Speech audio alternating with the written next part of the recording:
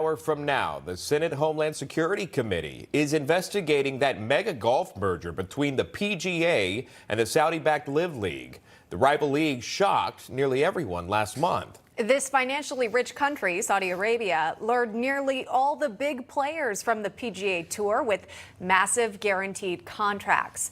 The PGA Tour then suspended those players from their tournaments. But the merger now has enraged many PGA Tour players, 9/11 families, and members of Congress. Wisconsin Senator Ron Johnson is a member on the Senate Homeland Security Committee and Governmental Affairs Committee. He joins us now live from the Capitol. Senator, welcome to National Report. What are you looking to find out during today's hearing? Good morning. Well, I hope to play a constructive role in allowing the PGA to describe, first of all, the challenge they face in managing and operating professional golf. It's not an easy thing to do, to keep everybody satisfied, to generate the revenue required to compensate players, but then also describe the added challenge that they were facing, an existential threat, when Saudi Arabia decided to get involved in golf. And again, it's not an easy thing to do. If you're up to me, I wouldn't be holding this hearing. I wouldn't be doing this inquiry. We don't even have a deal yet. These are delicate negotiations. Generally, negotiations are done in private, not in public. So I'm hoping we can provide a constructive role, and we just might be able to if the PGA is able to be able to give their perspective and describe exactly, the rock and the hard place here between with the advent of LIV. There has been pushback on this. I wanted to play this for you if we can. PGA Tour Commissioner Jay Monahan about it last year about LIV, the Saudi-backed league. Here's that. As it relates to the families of 9/11, I have two families that are close to me that lost loved ones. And so my heart goes out to them. And I would ask, any player that has left or any player that would ever consider leaving, have you ever had to apologize for being a member of the PGA Tour?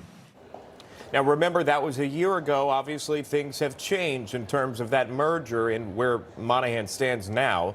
But the 9/11 Families United have put out a statement saying this, quote, "Now the PGA Tour and Monahan appear to have become just more paid Saudi shills, taking billions of dollars to cleanse the Saudi reputation so that Americans and the world will forget how the kingdom spent their billions of dollars before 9/11 to fund terrorism, spread their vitriolic hatred of Americans, and finance al-Qaeda and the murder of our loved ones. Make no mistake, we will never forget," unquote.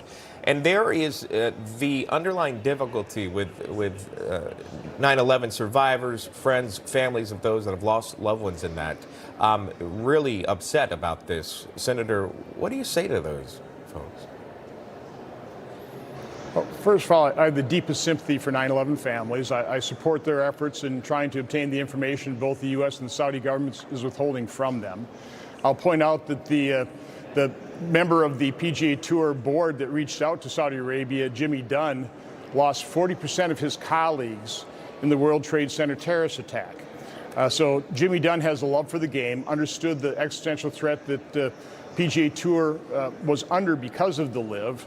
Now, I'd also point out that if you drive a car, if you use any oil-based product, I mean, you're partly responsible for filling up the coffers of the public investment fund of Saudi Arabia.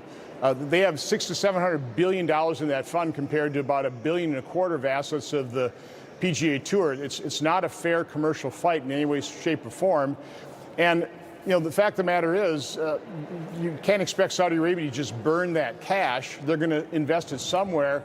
And in the end, you have to recognize real politics. I'd rather have Saudi Arabia invest that money in the United States rather than in China or Russia. And I would also point out, if the kingdom's investment in sports worldwide, including golf, helps them to modernize, helps them to offer greater rights to their women, wouldn't that be a good thing? I think we need to stop looking at countries that we don't necessarily agree with their behaviors or that their cultures are odd with ours as irredeemably evil. We need to work and deal with the world as it is, face those realities, and try and improve people's behavior over time. An optimistic outlook there. We'll, of course, be watching closely what unfolds in today's hearing. While we've got you, Senator, of course, we have to ask you about what's happening overseas. President Biden in Lithuania attending the NATO summit comes at a very crucial time, marking more than 500 days of the ongoing war in Ukraine. Now we get the green light from Turkey that Sweden's membership is likely to be approved, still holding out on Ukraine's membership.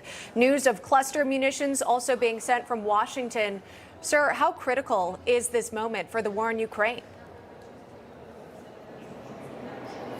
Well, first of all, I think we need to bring the war of Ukraine to an ending.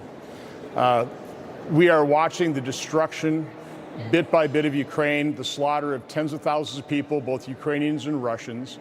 We're not going to appreciate, we're not going to like the result or of any ending of this war, but as every day goes by, the result is going to get worse and worse and worse as more of Ukraine is being destroyed and more people are being killed. Russia cannot afford to lose this war. Russia won't lose this war. They have nuclear weapons. So we need to recognize the reality in this situation as well. Again, Vladimir Putin's a war criminal. What he has done is evil. I have all the sympathy for the Ukrainian people. But somehow, rather than continue this war, we need to figure out a way to bring it to an end. All right, Wisconsin Senator Ron Johnson joining us live from the Rotunda. Senator, good to see you. Thank you for your time.